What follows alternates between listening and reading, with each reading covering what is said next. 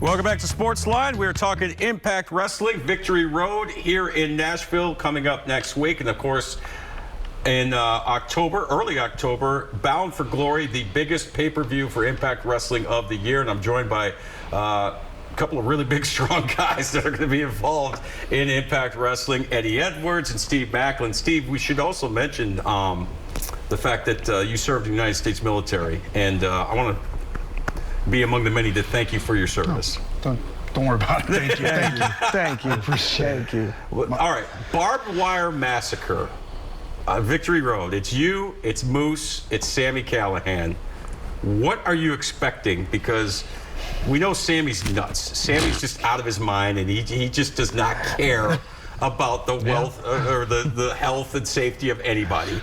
Moose is that guy. He's bound and determined. He wants to be the champion again, of course. And then there's you, one of the biggest, roughest, toughest dudes in the business. What do you think's going to happen? What can the people expect at Victory Road? Well, the name itself is Barbed Wire Massacre. Right. So I've been telling people in interviews all day, if you're going to get into a knife fight, just be prepared to get cut. So if you're in a barbed wire match, be prepared to get cut.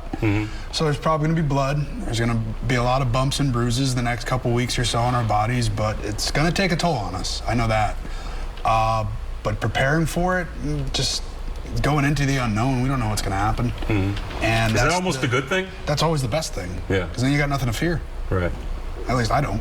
Right. So I know Sami's crazy, and I know Moose is a NFL player, well, former NFL player, and he doesn't like to get hit much. Okay. So. Okay. I can't wait to hear his reaction when that gets back to him. Maybe. But I'm looking forward to it. I know it's one of those matches that a lot of the fans that love that style of a match are probably going to enjoy. At least I know they should enjoy. And I take pride in my work and putting in the believability that we can, and I think this is a culmination of a story we put together between the three of us that will end at Victory Road.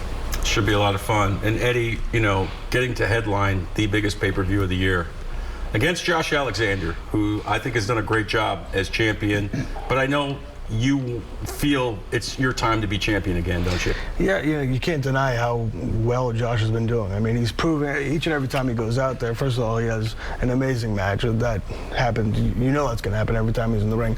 And he's somebody who, you know, he did it right. He fought and he clawed his way to Impact Wrestling for, what, 14 years or so? His story is really remarkable. Unreal. Yeah. And I appreciate that. Believe me, I appreciate everything he's been through. And I respect the fact that he is the Impact World Champion. But, you know, at this time, it's my time to shine again. You know what I mean? I've been there a couple times before. This time's going to be different. You know, I got a new mentality. I got honor no more. We got the right things in the right places. It's time for me to win that championship. And this is, honestly, it's a match that I've really been looking forward to. It's the first time we ever done a singles match, me and Josh. So to get in there on the biggest show of the year on pay-per-view with that world title hanging in the balance, you know, who knows what's going to happen. Now, what are you going to have cooking at Victory Road before we get to Bound for Glory? Victory Road, we're going to be involved. Honor No More will be all over the place. There's nothing set in stone. You're going to have to tune into Impact Wrestling, Access TV Thursday night. Tune in and find out what we're going to do. Watch BTI, by the way, before. BTI, of course. I'm no longer a part of it, at least not for now. But at least not for now. Yeah. Hey, Scott, how you doing? But yeah, we're going to be on the show, of course. You know, we've been dealing with the redheaded rebel, the redneck rebel himself, Heath, Rich Swann, and of course Josh. So I'd assume we're going to be floating around them at some point. So you'll be involved somehow, some way. You know it. You can't get rid of me. One of the things I've always admired about you, Eddie, having done a little bit of ring work myself, is your adaptability. Like, you're that guy that can wrestle any kind of match. You know, high flyer, technical. You want to get down and dirty, get some weapons going, and have a more violent match. How much pride do you take in that? Is that just being a kid from Boston growing up fighting your whole life?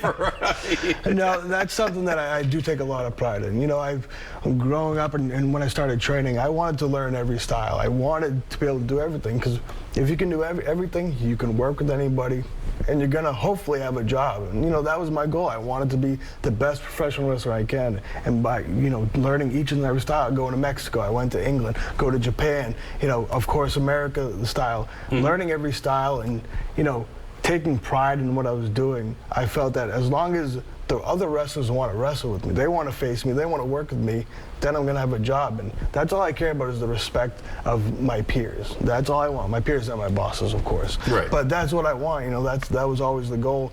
And if I'm able to do that, I'm able to continue doing this at a high level, and I'll continue to have a job. Making the transition from tag team guy to singles guy, I think it really hit home the night you beat Bobby Lashley for the world title. You know, the crowd went nuts, and I think that was finally, you know, people realized, okay, this guy's not the tag team guy anymore. This guy is a legit player on the singles scene.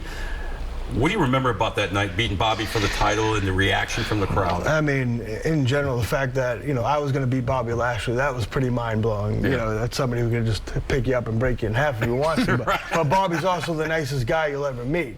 But to be able to, anytime you're given that opportunity, especially for me at that point, like you said, Because he had been a dominant champion at that point. Unreal at that point. I think he won all the belts at one point, you know. But, you know, when they give me that chance to go out there, and like you said, I was breaking away from tag teams at that point. So I'm still trying to prove my own. I had won the X Division title, but I wasn't really in the main event at that point. So that was them saying, take the ball and run with it. And if I didn't, that was on me. If I sunk instead of swam, that was on me. But they gave me the chance, and that night itself, winning that belt, and I still remember. I can picture it in my head. I've seen the video. Of course, I lived it. But kneeling down and looking at the ref, was that 3 and holding up that title?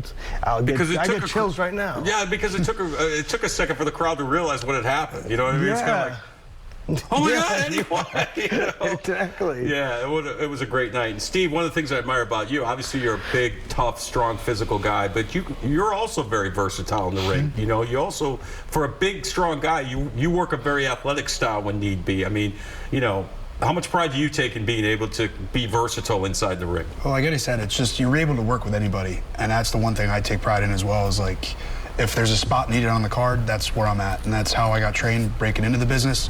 If you can that's how it is in the business. Like, if you can make somebody look good, you can bump, feed, and sell, you'll have a job for life. Right. And then you take that tool and you work on it, you build on it, and that's the foundation you go off of.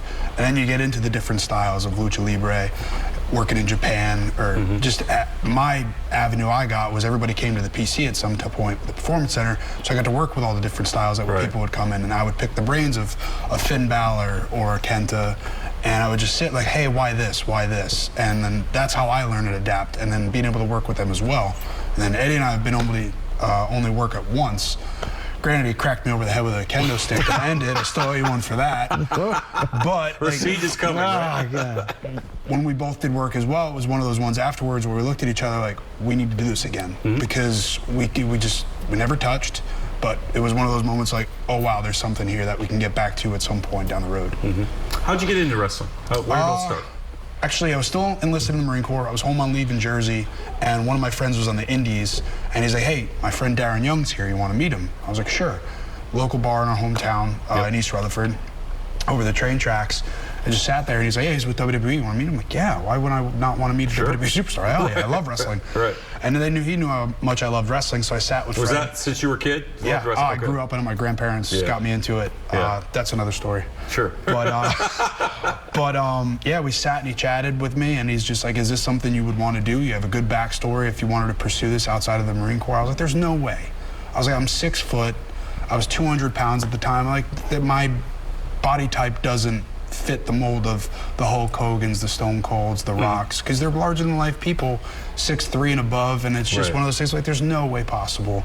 And then the business changed, and Eddie's one of those guys that was the mold that changed the business with ROH, working the independents at that time. And it's funny how everything just evolves into that athletic way, and then going back to being adaptable.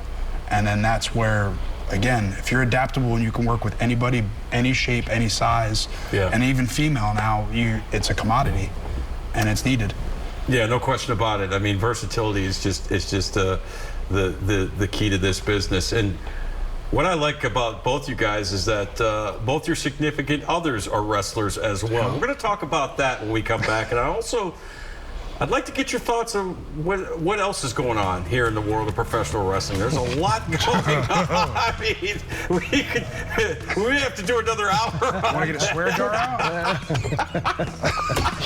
Yeah, maybe we'll have to. We got more with Impact Wrestling stars Steve Maclin and Eddie Edwards. Your phone calls as well.